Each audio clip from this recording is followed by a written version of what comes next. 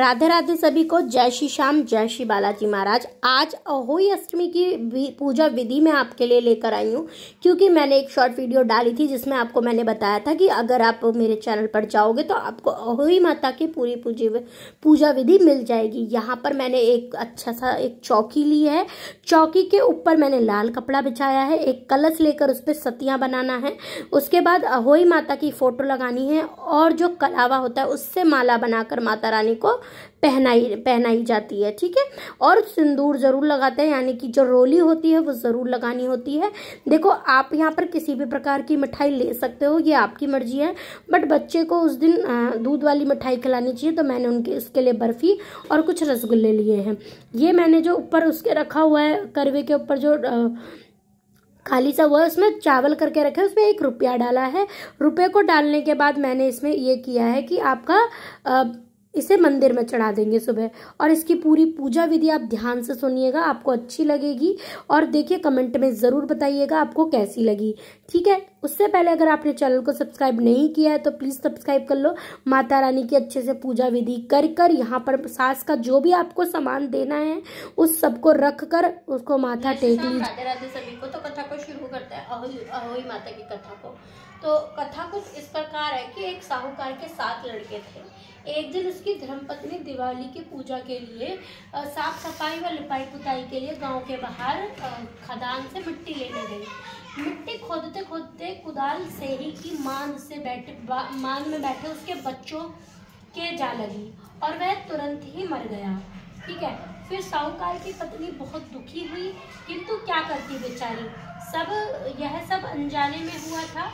मरे हुए बच्चों का पछतावा करती हुई वह घर चली गई। कुछ दिन बाद उसका एक लड़का और मर गया तथा थोड़े थोड़े अंतराल के बाद 1 साल में उसके 7 लड़के मर गए। ठीक है। फिर तो एक दिन उसने अपनी पड़ोसन की स्त्रियों को सेही के बच्चे की सारी बात व्यथा सुनाई। तब वह स्त्रियां उसे धीरज देते हुए कहने लगी कि अष्टमी कि तुमने जानबूझकर यह पाप नहीं किया है, तुमने हम पर किया है, फिर भी पश्चाताप कर रही हो। हमें सुनाने से तुम्हारा पाप आधा मिट गया है। अब आप भगवती अष्टमी के पास से ही और उसके बच्चे की मूर्ति रखकर पूजा करो, जिससे आपका सारा दुख दूर हो जाएगा। पूजा के लिए सभी माताएं चांदी की अहोई बनवाएं, जिसे साउ भी कहते हैं। ठीक है। और फिर पेंडल की तरह उसे गले में डालकर पूजा करें। वैसे हमारे यहाँ नहीं डालते हैं, तो आप डाल सकते हैं। पूजा करें। उस स्त्री ने ऐसा ही किया और आगामी कार्तिक कृष्ण अष्टमी के से लगातार इसी भांति व्रत करती रही।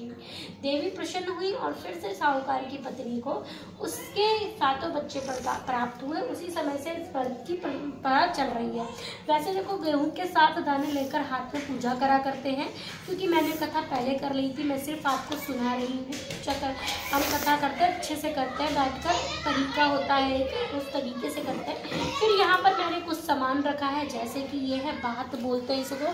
इसमें आपको चावल है, देसी घी है और एक चीनी है। ठीक है। तो फिर अपनी सासू माँ के लिए जो भी आप कर सकें वो सामान है। ठीक है। मैंने तो किया है, जो अभी यही किया है। केला है मेरे पास, ये हलवा ज़रूर रखते हैं, उसमें 1 रुपया।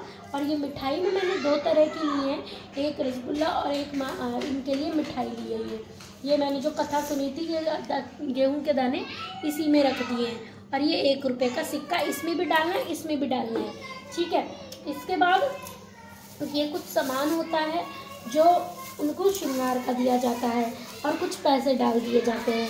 ये बिंदी है, ये उनके लिए सिंदूर है, ये चूड़ियाँ हैं, ऐसे सुहाग के कई सारे सामान। ये मेहंदी है, ये उनके नेल पेंट है, ये उनके लिए रबड़ है, ये रुमाल है और भी कई सारी चीज़ें, लिपस्टिक वगैरह, ये सब डालकर एक ऐसे पटले पर ही ये सब चीज़ें एक साथ उन्हें मूंसनी है और उनके पैर को हाथ लगाकर उन्हें देनी होती हैं।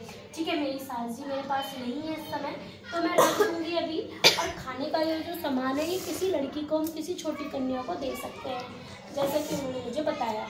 और मैं इस तरह से कुछ पानी की बूंदें लेकर इस तरह पूजा करूँगी। जय माता रानी, मेरी जय माता, जय माता अहोई माता।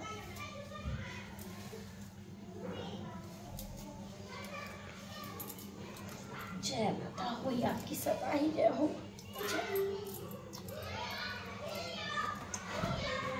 ये माता हुई